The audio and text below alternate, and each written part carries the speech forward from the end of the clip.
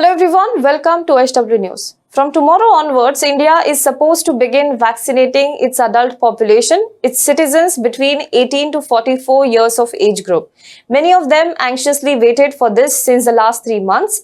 The desperation to get vaccinated at the earliest has only grown as India is swamped with the second wave of COVID-19.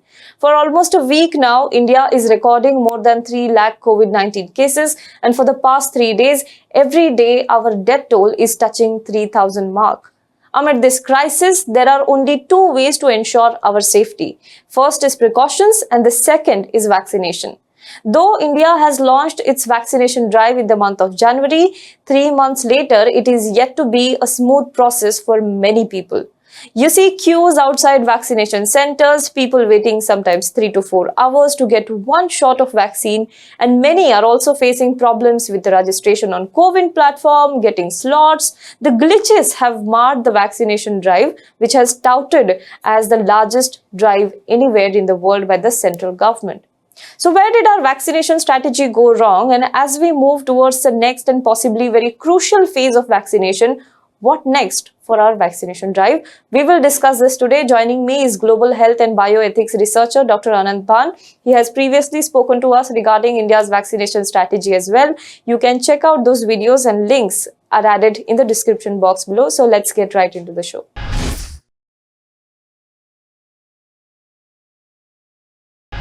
Thank you so much, Dr. Bhan, for joining us today. My first question is, our vaccination strategy, when it was rolled out in the month of January, there was a sense that we have got the pandemic under control now. 3 months later, we are witnessing an unprecedented situation. The hope is still, however, pinned on the vaccination drive. But we see even the vaccination drive is not going smooth. Some states have flagged vaccine shortages. In Mumbai, where we are based, the vaccination is halted for 3 days. Where did we go wrong? What went wrong for what was supposed to be the largest vaccination drive? Thank you for having me. Yes, so it has been certainly, a mixed bag with our vaccination drive. It's admirable that for a country like India, which has such a large population, also, different challenges such as geography, that we managed to get so many vaccines done so far. Yet it's never going to be enough compared to our size. If we continue with the same speed. Now, the main constraint is a supply constraint. We are only working with 2 companies. They have limited production capacity. Some of them are also involved in exporting vaccines, I think, which has been curtailed to a large bit over the last few weeks. But the issue is that as we expand our age range, which can be covered under the vaccines, do we have enough vaccines to be able to reach out to that population? And I think that's where we are now struggling. The fact that even those individuals who have to get their second dose, largely individuals above 45 with comorbidity or the elderly, there have been, as you were pointing out, already instances where there's been stockouts or a lack of availability of vaccines. So to cater to this increased demand with both, younger people now being available, being eligible, and the older population, which still needs to get their second shot, is going to be certainly a major issue. The only way out is expanding the supply. And I think there's some work happening on that. Will that be quick enough is something we'll have to wait and see. Sir, I read a lot of people are pointing out that we already had a vaccination network in the country due to our previous vaccination drives during polio eradication. If that is true, then wouldn't it have been better for the government to activate it in times of like this, where we are fighting the pandemic and the second wave? Absolutely. We have a lot of very good experience of doing our national immunization program. It's probably the world's largest, if not among the world's largest programs. We also have done a great work with our, with our polio immunization program, including having special campaigns. This reaches all parts of India. So we should be certainly leveraging that. But remember, that is more a delivery platform, right? That whole program is built on working through outreach workers such as ASHAs, such as ANMs, and these individuals go out to communities. They use sub-centers, but they can also do community visits to be able to enhance the vaccination. We use special programs like Polio Ravivar, where we have special days where you will have vaccination happening across the country at the same time to try to enhance the number of kids who have gotten the vaccine. So all of that can be certainly leveraged. A lot of our vaccination so far has been facility-based, but especially so in areas where you might not be getting a lot of uptake it might be something worthwhile to do, especially for states, which is to take the vaccine to the community rather than waiting for the community to come to the facility. That will help us get more coverage faster, and I think we'll be in line with our past experience. Since the last announcement on vaccination, where the central government has also allowed states to procure their own vaccines and also allowed selling vaccines in the open market, which, if I'm not wrong, India is the only country to do so. Is it actually going to help the states? Because many feel that central government has just shifted the burden to the states. Yeah, it's a unique situation. I think, now because we have two vaccines and we have multiple price points, one for the central government, one for the state government, one for the private market. Those price points have also been changing as companies have been, coming out with press announcements, as we have all seen over the last few days. It is causing a fair bit of confusion, and also this whole concern around if there is a limited kitty of vaccines, then will those who are able to pay a higher price point get priority over others who are not able to pay that higher price point? And that clearly shows that there is a need for regulation and governance.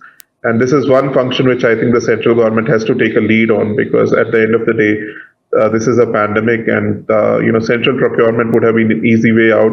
Now, with states also getting the onus of having to take some of the supply as well as the private health system, it could lead to some confusion. Perhaps, we will know more in early May.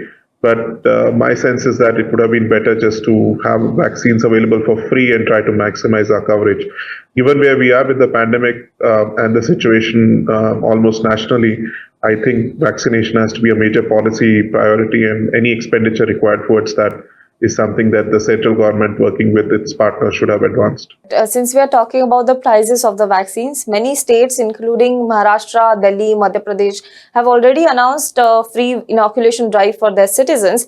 What according to you is a better approach? Letting people who can pay for their vaccine, or making it completely free for everybody? And whether there should be a central decision regarding this, because otherwise poor in some other state may have to pay more price for the vaccines which are being provided free of cost to citizens in these states.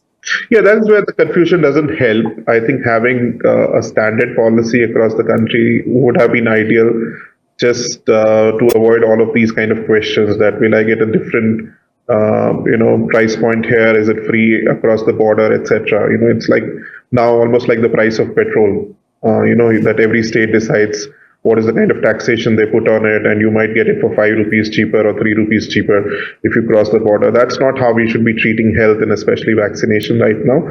It would have been, in my opinion, for free is the ideal way forward. That's what most countries have done. India, as you were rightly pointing out, is probably the only country or among the very few countries which have allowed for a private market. That having been said, if that is the way they want to go as the policy decision, enabling access to anyone who cannot afford has to be a major priority. That obviously falls largely also on states, but as well as the center. And it should not be the case that because of a lack of ability to pay, we have a significant section of the population which is not able to access the vaccines because of a shortage, or because one health system gets priority over the other. As we said, currently the prices of vaccines for states is being decided by the companies who are manufacturing it. And currently there are only 2 vaccines. And the prices they are citing, many have also said that it seems too high. So is it fair that private players have complete authority to decide the prices of vaccines, which aren't luxury goods, at a time when we are in the middle of a pandemic? No, I don't think that is right. I think certainly this is something which is a governance role. And this is where, as I said earlier, the role of the central government especially becomes very important. At times of a pandemic, you have to regulate certain aspects, and this is a good area for regulation. One understands that private enterprises need to make some profit, they have to cover the costs of their investments, etc. But what exactly is the nature of that investment? How much are they earning per dose when they have a particular price point? These are the kind of things which should be more openly discussed, if possible, in the public domain. And we have to recognize that the government has also put in money. The government is a co-sponsor on the clinical studies which led to these vaccines now being allowed for use in India. So the government should use that leverage of being a co-sponsor to get a better deal. And the more a better price point we are able to establish, perhaps the higher coverage we can also get in the population. Since we are opening the inoculation drive for everyone above 18 years of age from May 1st, that is tomorrow onwards, what next? What should the government do to ensure that there is a smooth delivery of vaccination? Well, there are multiple parts. One is certainly that the platform, there should be minimum hitches in the platform. It should be easy to register and then find an appointment. You don't want to be having people crowd. So it's a good step, I think, to announce that you don't walk in, you will only be able to get a vaccine shot if you have an appointment.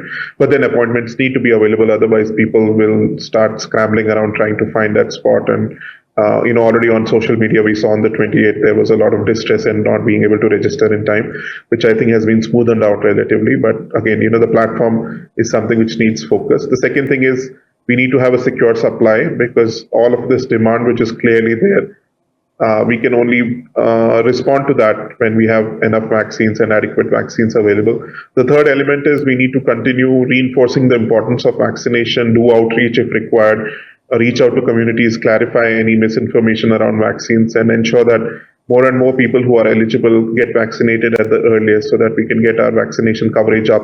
And that should hopefully also help us in our pandemic response. My last question, sir. So far, according to data, India has fully inoculated only 2% of its population. What do you think the pace at which the vaccination is going on currently? Is it okay? Is it enough? Well, we are in the middle of an acute rise in infections. As you know, just this morning, the government has announced that they have been officially 386,000 cases and over 3,000 deaths. These are numbers which are quite scary, also because of the situation on the ground and the reports one is getting. One of our key ways of responding, besides obviously focusing on the health system, the curative and promotive and preventive part, is our vaccination drive. We need to be more aggressive in it. We need to enhance our coverage. We need more vaccines and ensure that these vaccines are delivered across the country and people get immunized as soon as possible. So no, the current pace might not be enough. We need to find ways to expand our coverage and make it done faster. Thank you. Thank you so much, Doctor, for joining us in this conversation. Thank you for having me. Hello everyone. HW News English is 2 years old now. When we started this venture, we promised ourselves one thing, that news should remain free, because right to know is the right of every Indian. But to keep news free for everyone, we need support from some of you. And thus we have rolled out membership on our YouTube channel HW News English. But mind you, the membership is completely voluntary. The programs that we were doing earlier, that we are doing now, will continue to remain free. First level is a basic level. Here you can be our supporter by paying rupees 199 per month. This membership gives you certain perks and benefits. The perks include unique badges in front of your name, a live show from Mr. Sujit Nair and from Mr. Akhilesh Bhargava per month for our members. You can also vote in some exclusive members-only polls.